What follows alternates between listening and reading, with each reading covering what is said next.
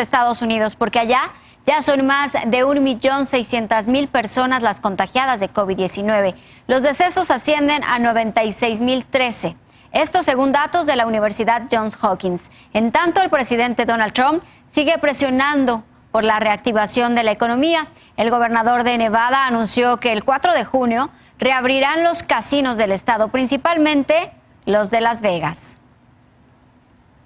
Marisa Céspedes nos tiene el reporte completo de lo que está pasando en Nueva York con este COVID-19. Marisa, muy buenos días. Adelante, te escuchamos. Lorena, muy buenos días y en efecto estamos en este epicentro de la pandemia. Aquí las cifras, como bien hemos venido reportando, son estremecedoras en cuanto al número de decesos. Simplemente en la ciudad son más de 20,000. Parte del estado de Nueva York, casi la mayoría del estado de Nueva York ya empezó su reapertura porque ya cumple estos indicadores que han sido tan importantes para medir los niveles de infección y ya han librado estos indicadores. La ciudad aún no, pero podría empezar a abrir poquito a poquito, gradualmente, su economía a principios de junio. Son 3 indicadores que estamos observando ahora: el número de hospitalizaciones, el número de personas en terapia intensiva y el número, en términos de porcentajes de nuevos casos. El de terapia intensiva aún no lo logramos para poder llegar a estos indicadores perfectos, pero a raíz de este feriado del Día de los Caídos, que se llama Memorial Day, que estrena el verano, hay una apertura de las playas. Esto oficialmente siempre ocurre para indicar que el verano ya llegó, pero este año sin duda será como ningún otro, ya que las playas, si bien están abiertas, no se permite nadar, no se permite congregarse, no se permite hacer fiestas, y los restaurantes o pequeños expendios de comida que están alrededor de estas playas, en los malecones, solamente pueden despachar pedidos para llevar. Está la policía y brigadas de personas que han voluntariado para supervisar que la población mantenga estos protocolos sanitarios. Están activos en playas, en parques públicos y implementando estas medidas. Si las personas no traen cubrebocas, se las dan, hay que ponérselas, y desde luego las playas uno puede entrar a la playa, pero no puede nadar, simplemente puede ejercitarse, puede caminar, puede tomar el sol, y si las playas empiezan a llenarse, pues obviamente las autoridades van a entrar en acción y sacar a la gente. Por otro lado, también se empiezan a autorizar estas pequeñas reuniones para despedir a los muertos. Son estos pequeños funerales de 10 personas máximo, que se están empezando a permitir en ciertos lugares. Se aconseja que se lleven a cabo o bien al interior de las iglesias, 10 personas nada más, o en los estacionamientos o en lugares abiertos.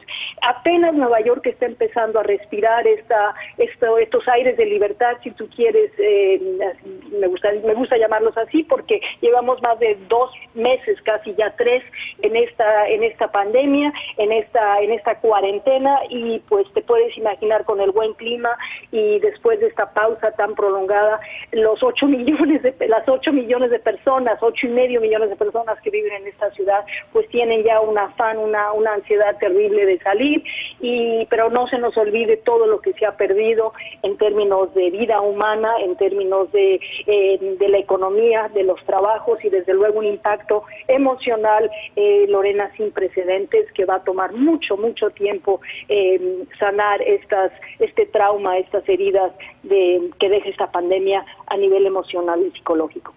Lorena. Así es, Marisa, después de esta pandemia viene la recuperación, bien lo señalas, emocional y espiritual sobre todo, así es que estaremos muy al pendiente de lo que pasa allá en Nueva York. No hay que bajar la guardia, aunque ya se empieza a reactivar la economía, como lo había anunciado el presidente de Estados Unidos, Donald Trump. Bueno, pues hay que seguir cuidándonos, hay que seguir con estas medidas sanitarias y hay que pedirle a la gente que también en materia de prevención lo haga, no solamente con el COVID-19, sino con otras enfermedades que se puedan desarrollar. Así es, Lorena. Yo creo que esta pandemia de verdad nos ha puesto en un lugar muy importante, en un lugar transformador para mirar nuestra condición humana, cuidarnos, como tú dices, y depende de nosotros que no vuelva a azotar una segunda ola, que no llegue una segunda ola, porque esto sería realmente devastador para todos. Gracias, Marisa, por Lorena, ese reporte. Te mandamos un abrazo. Igualmente. Buenas tardes. Buenas tardes para ti. Y revelan un nuevo estudio sobre el medicamento hidroxicloroquina. Y saludamos en este momento a mi compañero Ariel Mutsazus, corresponsal de Televisa y Foro TV. Adelante, Ariel, muy buenos días. ¿Cómo estás? Qué gusto saludarte a ti y al auditorio desde Washington.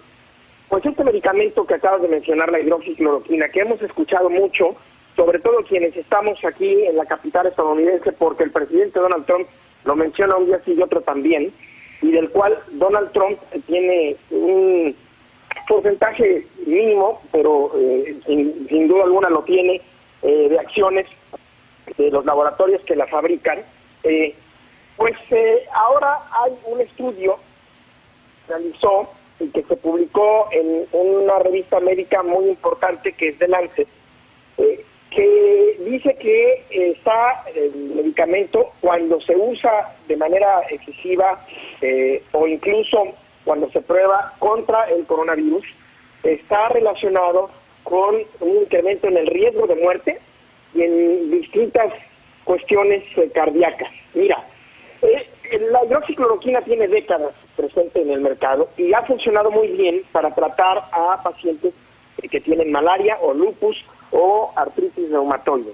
Sin embargo, ha estado siendo probada para el coronavirus, ya sea como droga preventiva o bien como un tratamiento para salir más rápido del padecimiento o aminorar las consecuencias, los síntomas, el sufrimiento de los pacientes. Ahora, en este estudio que fue publicado hace unas horas, dice que la hidroxicloroquina y la cloroquina no beneficiaron a los pacientes con coronavirus, ni usadas de manera sola, ni tampoco en combinación con otros antibióticos. Normalmente se dice que también si combinan hidroxicloroquina con otros dos antibióticos cuyo nombre, por cuestiones obvias de precaución, vamos a dar, es supuestamente benéfico para tratar el coronavirus. Sin embargo, en este estudio dicen que no. El estudio es el más grande que se ha hecho hasta el momento. Es un estudio que analizó los récords, los casos de 15,000 personas. 15,000 personas que habían sido tratados con esta droga contra la malaria, con hidroxicloroquina y con una combinación con los antibióticos más recurrentes o más mencionados en este caso. De esas 15,000 personas, ninguna de ellas tuvo beneficios reales del coronavirus, pero además resultó que tenían un incremento en el riesgo de muerte muy importante, de hasta 8%, y 81,000 pacientes que no utilizaron resultaron con ese incremento, con ese riesgo de muerte sin ninguna modificación. Es decir, está claro que es la hidroxicloroquina o la combinación de hidroxicloroquina con otros medicamentos para tratar el coronavirus lo que eleva el riesgo de muerte. Y aquí hay que decir, además, que 8% de los pacientes a los cuales se les elevó el riesgo de muerte y que fueron tratados con hidroxicloroquina en esta muestra que te comento de 15,000 personas, bueno, pues es mayor el porcentaje de fatalidad mejor dicho, el porcentaje de riesgo de muerte o de fatalidad que tiene el coronavirus, que puede llegar al 3% en casos de personas de edad muy avanzada. Entonces, verdaderamente, lo que entre otras cosas, lo que este estudio muestra, pues es que no vale la pena hasta el momento, y en los estudios clínicos, pero que hasta el momento el riesgo que implica la hidroxicloroquina para algunos pacientes no vale la pena comparado con los posibles beneficios, porque al final esto no resultó en grandes beneficios. Y hay que recordar que el presidente Donald Trump la ha promovido desde que no había estudios prácticamente sobre hidroxicloroquina y ninguna prueba clínica la ha promovido. Decían, por supuesto, que lo hacían quizás por el porcentaje que tenía en los laboratorios, aunque en realidad este es muy bajo, el porcentaje que tiene de participación accionaria, pero también lo hacía, dicen otras fuentes, porque él estaba convencido de las virtudes del medicamento. Tan convencido estaba que logró convencer a su doctor que se le recetara, y el día de ayer terminó una dosis, un tratamiento de 15 días de hidroxicloroquina, y afortunadamente el presidente de Estados Unidos dice que no muestra ningún tipo de reacciones secundarias, pero puede incluso generar ceguera, problemas en los ojos, estas arritmias, y combinado con otros factores puede incluso generar o provocar la muerte. No así cuando el medicamento es utilizado para los padecimientos que es utilizado, la malaria y los otros, y cuando los doctores evidentemente están pues al pendiente del paciente y no solamente recetan, sino que lo mantienen bajo estricta vigilancia y supervisión médica. Perfecto, Ariel, pues estaremos al pendiente. Gracias por este reporte del nuevo estudio sobre este medicamento. Que tengas un excelente sábado. Igualmente para ti, un abrazo y buenas tardes. Igualmente, y ahora vamos a California con Diane Pérez, quien es corresponsal de salud. Diane, muy buenos días, adelante con tu reporte. ¿Qué tal, Lorena? Muy buenos días a ti y a tu auditorio.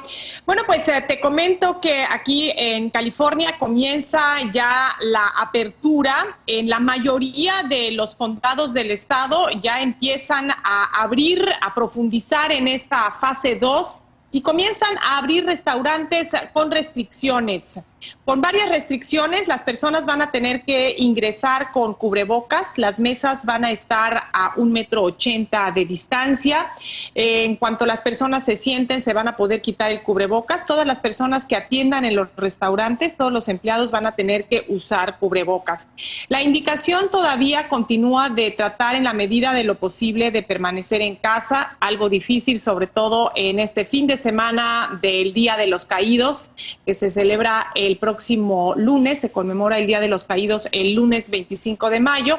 Y bueno, pues lo ideal obviamente es que las personas traten de permanecer en casa, pero si salen, que lo hagan manteniendo la distancia y utilizando el cubrebocas. Y aquí, Lorena, quisiera explicar un poquito, porque pues tal vez en el mundo, en la mayoría del mundo, vamos a comenzar a regresar a una distinta normalidad. Obviamente hay que reactivar la economía, obviamente necesitamos trabajar, pero habrá que hacerlo tomando ciertas precauciones, entre ellas el uso del cubrebocas. Y aquí recordar que mi cubrebocas te protege a ti y tu cubrebocas me protege a mí. Ahora, si por ejemplo una persona está viajando en el transporte público, en el metro o en el autobús, y se detiene de la agarradera y posteriormente toca su cubrebocas, se puede contaminar. Por eso es muy importante que utilicemos el cubrebocas de manera consciente.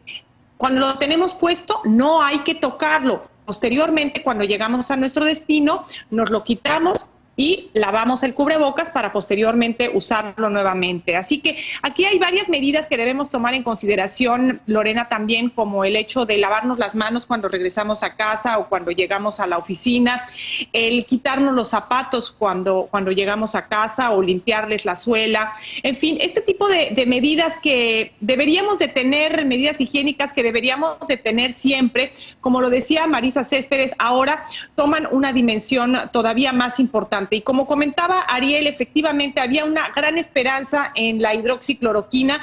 Desafortunadamente el riesgo podría ser mayor a los potenciales beneficios, y es que las personas con COVID-19 de por sí, las que se encuentran graves, generalmente tienen este problema de tormenta de citocinas que les afecta el corazón. Entonces, cuando tú les das un medicamento que también altera su ritmo cardíaco, puede haber arritmias que acaban en muerte. Entonces, por eso es que es, pues desafortunadamente, una situación que no va a ayudar, y de hecho la recomendación es pues prácticamente ya no utilizar la hidroxicloroquina en los pacientes con COVID-19 a raíz de este estudio de Lancet que se publicó esta semana. Pues sí, estaremos muy al pendiente ahora con estos preparativos que está haciendo cada uno de los estados para la reactivación económica y social, bien importante, bien lo ha señalado. No hay que olvidar estas medidas sanitarias, ya deben de vivir con nosotros para siempre, para evitar cualquier enfermedad. Así es que hay que adaptarnos a ellas y hay que hacer que ellas se adapten a nosotros y a nuestra vida diaria, Diane. Así es, Lorena, y bueno, sobre todo tomar conciencia, esto es muy importante y creo que vamos a tener una nueva cortesía en el mundo. Finalmente, el que tú protejas al prójimo a la larga también te va a proteger a ti. Entonces, esto es bien importante tenerlo claro, de que el uso del cubrebocas, por ejemplo, que si bien a no ser que sea un cubrebocas N95, no te va a proteger a ti de las gotitas de saliva que salen de la boca de la persona que está hablando frente a ti, pues sí va a evitar que por lo menos un cubrebocas de tela pues no lleguen esas gotitas a ti cuando la persona se está protegiendo y tú estás protegiendo tu rostro, evitando también que esas gotitas de saliva le lleguen al prójimo. Entonces también, y estas medidas de higiene, como tú lo mencionas, son pues hábitos que deberíamos de adoptar todos, además de alimentarnos sanamente para tratar de tener nuestras defensas lo mejor posible, tratar de alimentarnos con frutas, con vegetales que tienen antioxidantes y que reducen la formación de radicales libres en nuestro cuerpo. Así que, pues tratar de que haya la menor inflamación posible en nuestro organismo, y esto pues puede ayudar el hecho de tener una alimentación saludable, de hacer ejercicio, de fortalecer nuestras defensas lo más posible para que si nos da, porque desafortunadamente todavía no hay un medicamento que demuestre ser lo suficientemente efectivo como para contrarrestarlo, como ocurrió hace 10 años con la influenza y el oseltamivir, que tenía un efecto prácticamente mágico. Hoy no tenemos eso y lo que tenemos que hacer es tomar las medidas de prevención hasta que contemos con una vacuna. Y ahí, bueno, pues habrá que lograr que todas las personas que se pueden vacunar lo hagan y también tratar de pues contrarrestar a esas olas en contra de la vacunación que también desafortunadamente van permeando en nuestra sociedad. Pues gracias, Diane, por ese reporte. Te deseamos un excelente sábado y estaremos en contacto contigo para más información de lo que pasa allá en California y el COVID-19. Un abrazo. Gracias, Lorena. Un abrazo a ti y a tu auditorio. Gracias.